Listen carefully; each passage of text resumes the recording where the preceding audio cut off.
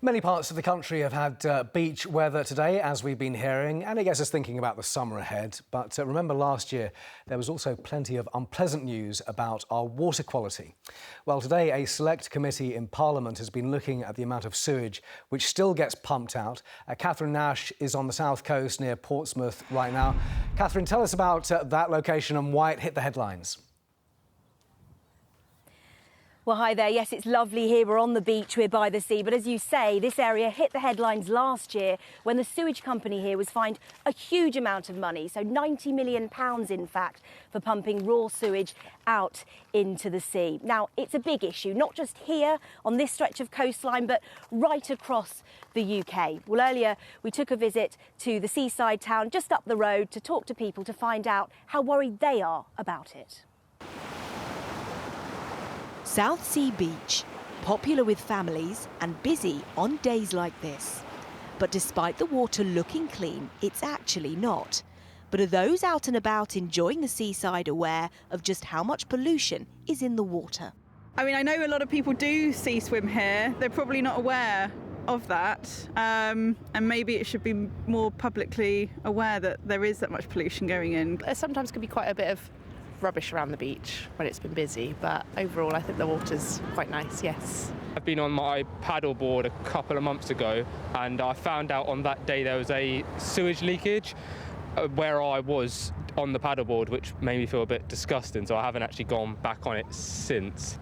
During COVID and after COVID it's stayed cleaner, surprisingly, but before that it was really bad. Like, you don't want to go or you don't want to send your kids in the water. Mum Becky Corkery now won't let her children play in the sea. Last year, her 2-year-old fell into sea sludge on the beach and was later violently sick. Her eldest son fell ill too and ended up in hospital. I just find it upsetting because I feel like it's something we should be able to do as a family, is go down to our local beach and spend the day and splash and, you know, let the kids splash and have a paddle. But I just feel we can't really do that. It's too dirty. So it's changed your behaviour? Oh, definitely, yeah. I don't let my toddler sort of toddle around near the shoreline anymore. Campaigners say more needs to be done to keep our seas clean. Unless action is taken, water pollution levels will continue to rise. Now, the thing about water quality and pollution is that it's not always visible. I'm joined now by Bianca Carr. She's a clean water campaigner, and you're going to take a sample of the water for us, aren't you? Because that's how you can check its quality. So just talk me through what you're doing. So we've been taking samples to investigate what's in the water that we can't see. So we go a little bit further out normally, but we quite simply fill up a bottle. Bit difficult. Fill it up to the bottleneck. We'll then seal it up, freeze it and send it off to the lab for sampling. And what kind of things are you expecting to find in the water?